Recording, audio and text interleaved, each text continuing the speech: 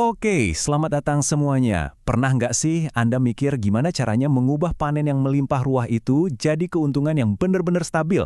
Nah, kalau iya, Anda udah datang ke tempat yang pas. Dalam beberapa menit ke depan, kita bakal bareng-bareng nyusun nih, semacam peta jalan pemasaran yang praktis banget buat Anda. Yuk, langsung aja kita mulai. Nah, ini dia nih pertanyaannya. Pernah ngalamin kayak gini? Panennya banyak banget, udah kerja keras, pas mau dijual kok sepi-sepi aja. Rasanya pasti frustrasi banget kan?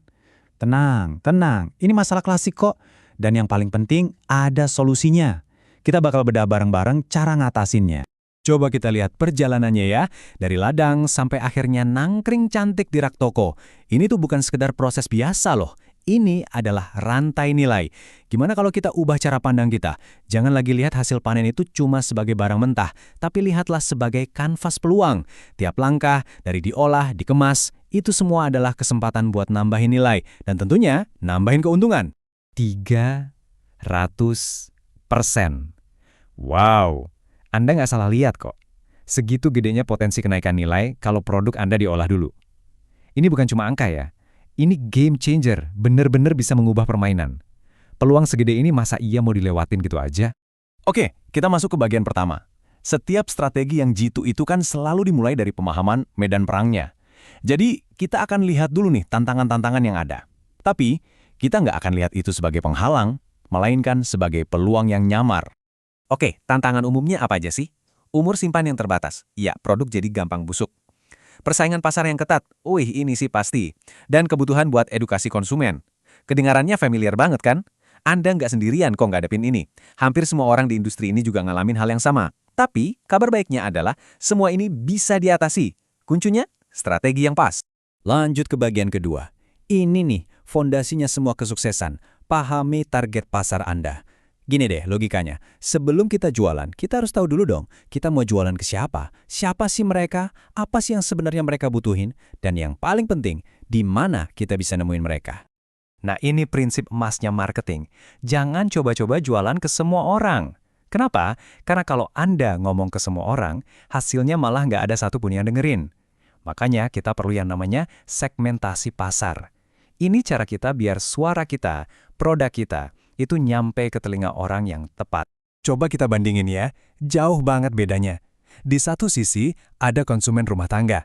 Mereka carinya apa? Kepraktisan, harga bagus, ada promo. Jualannya di mana? Ya di retail, e-commerce, atau media sosial.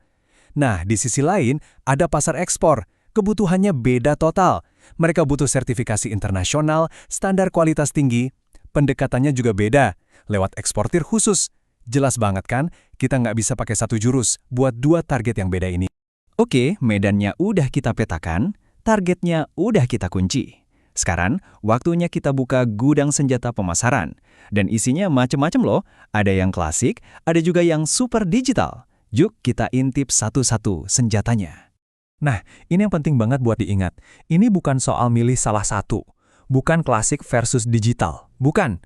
Strategi paling mantep itu justru kombinasi keduanya. Bayangin aja, pemasaran konvensional itu ibarat akar yang bikin bisnis Anda kokoh di komunitas lokal. Sementara pemasaran digital itu ibarat sayap yang bikin bisnis Anda bisa terbang tinggi dan jauh. Untuk senjata konvensional, ada beberapa nih yang ampuh. Jualan langsung di pasar lokal, pakai brosur atau spanduk yang menarik, kasih demo produk dan tester gratis. Dan yang paling kuat, dorong pemasaran dari mulut ke mulut. Jangan pernah remehkan kekuatan sentuhan personal kayak gini. Ini cara kita membangun fondasi bisnis yang super kokoh dan dapat pelanggan yang loyal banget. Sekarang, senjata digitalnya. Ini dia yang bikin jangkauan kita jadi luas. Ada media sosial, kayak Instagram, TikTok, buat cerita. Ada marketplace, Tokopedia, Shopee, biar transaksi gampang. Terus, kolaborasi sama influencer buat naikin kepercayaan. Dan jangan lupa, WhatsApp Business buat layanan pelanggan yang satset. Ini semua adalah mesin pertumbuhan bisnis Anda di era sekarang. Terus, pertanyaannya, semua strategi ini beneran works nggak? Coba lihat angka ini, 150%. Ini bukan angka ngasal, ini adalah pertumbuhan pendapatan nyata dari sebuah UMKM keripik pisang yang menerapkan kombinasi strategi tadi. Jadi ini bukan cuma teori di atas kertas ya, ini bukti di lapangan. Dan apa sih rahasia mereka? Dengerin deh kata-kata pendirinya. Kami tidak hanya menjual keripik pisang, kami menjual cerita pemberdayaan petani lokal dan kualitas Indonesia kelas dunia. Keren banget kan? Ini dia kekuatan branding. Orang tuh nggak cuma beli produknya, tapi mereka membeli ceritanya, alasannya, why-nya. Ini yang bikin beda. Oke, menang hari ini itu bagus. Tapi gimana caranya biar kita tetap menang besok, lusa, bahkan tahun depan? Jawabannya cuma satu kata, inovasi. Kita nggak bisa diam di tempat. Kita harus terus gerak, terus nebak apa sih maunya pasar di masa depan.